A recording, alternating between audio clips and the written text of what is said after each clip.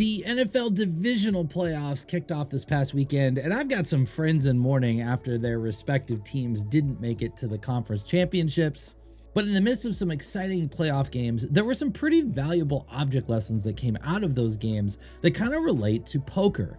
Now, I've always been fascinated by the fact that these multi-million-dollar coaches at the top of their game can make some of the most baseline strategy mistakes possible, but it just shows that we're all human, we're all susceptible to leveling ourselves, and in that there are some valuable lessons to learn. So today I want to talk about 3 poker lessons from this weekend's NFL football games. My name's Rob Gardner. I'm a 20+ year poker professional and poker coach. And if you're a poker fan like me, sometimes it can get frustrating watching these coaches do silly things like not call timeouts in the most obvious places ever. I mean, honestly, is it really that hard to figure out when you should call a timeout? Now, this past weekend's games weren't frustrating for me because my Chicago Bears were terrible this year and didn't even sniff the playoffs. But I still had a rooting interest in these games and was really surprised by the performance of some of these teams. So what can we learn from these games?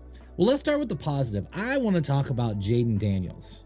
Now, Jayden Daniels is probably having one of the best rookie seasons for a quarterback in a very, very long time. Not only is he a very mobile quarterback that's good on his feet, but he also has pretty good accuracy with his throws, which has made him a very dangerous threat for opposing teams.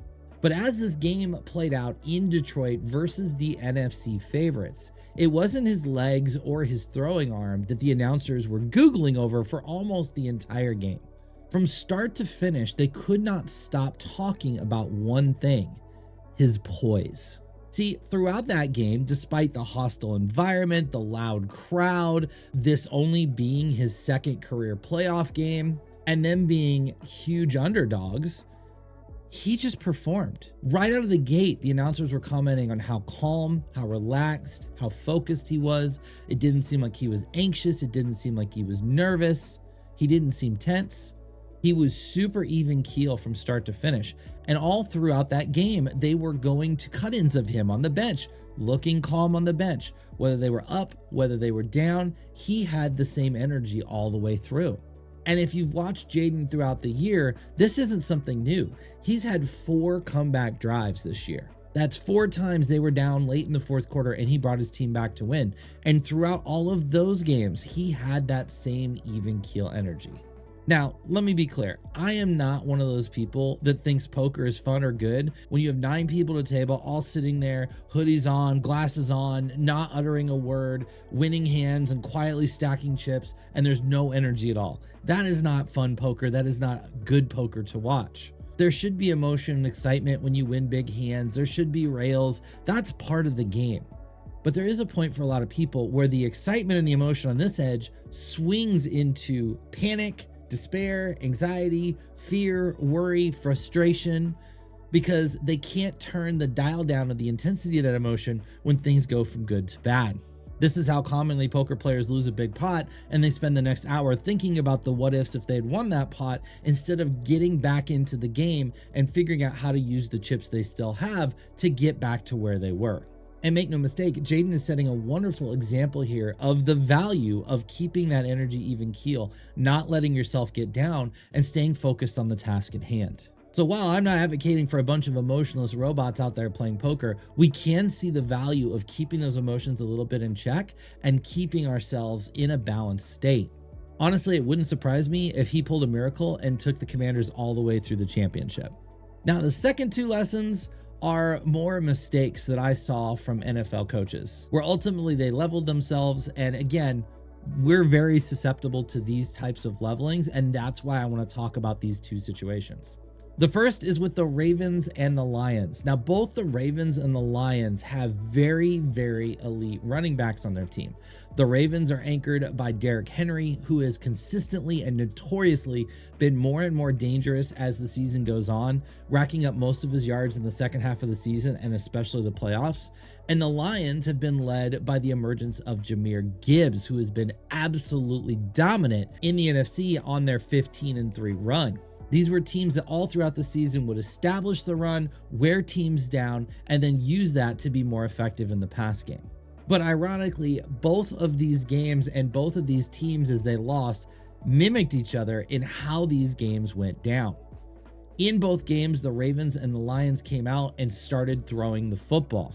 And both teams had very early turnovers in the game that set them back.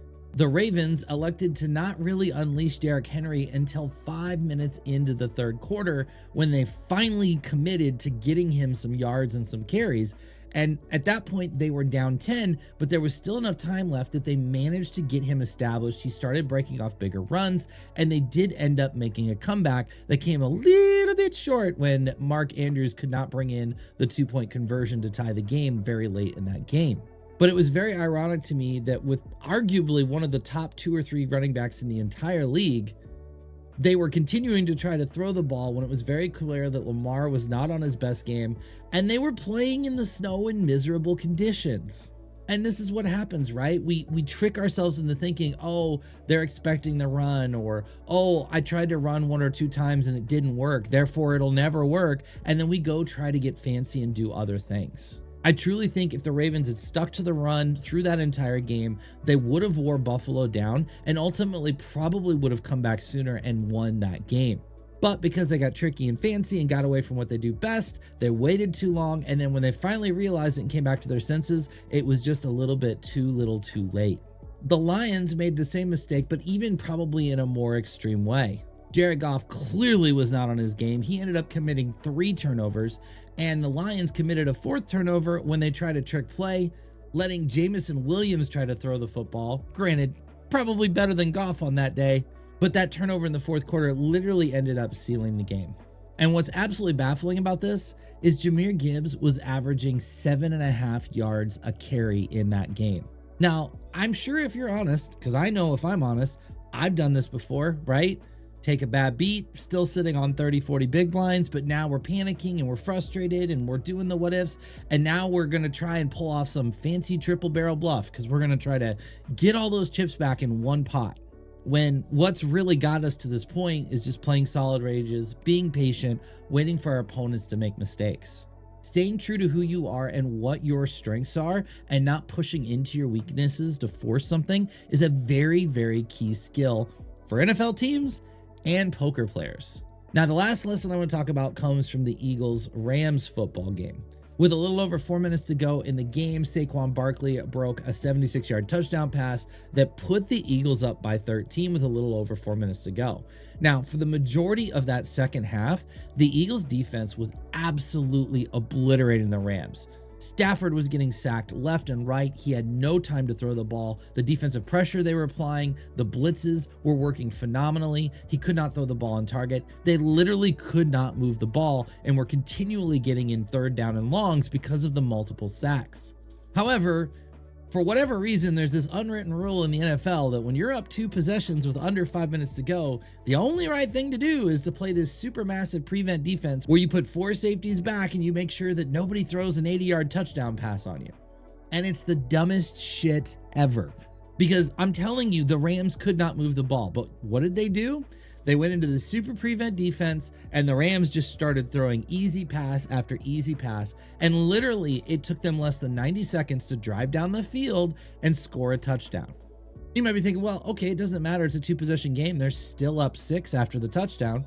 Well, the Ravens went 4 and out, had to punt the ball, and then they went back into prevent defense again because, you know, this team that hasn't been able to move the ball all half now is somehow magically going to be able to just throw some 70-yard bomb on you. So the Rams moved the ball right down the field again. Now, the Eagles ended up being fortunate because the Rams were unable to complete a 4th down pass around the 23-yard line, and the Eagles took the ball over and ran the clock out. But imagine if the Rams had gotten a touchdown pass there and won the game by 1.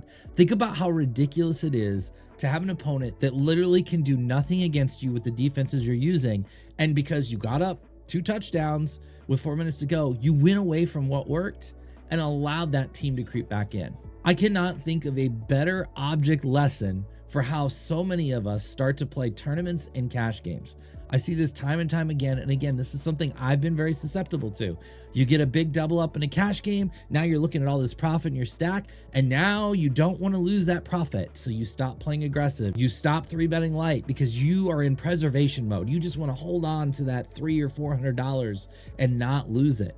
Or in tournaments, we get a huge pot and now we're chip leader with 20 left or 18 left. And we're so worried about making the final table. And we're so worried about getting pay jumps that we stop being aggressive, that we stop trying to accumulate chips, that we stop taking risks because we just want to coast into the final table.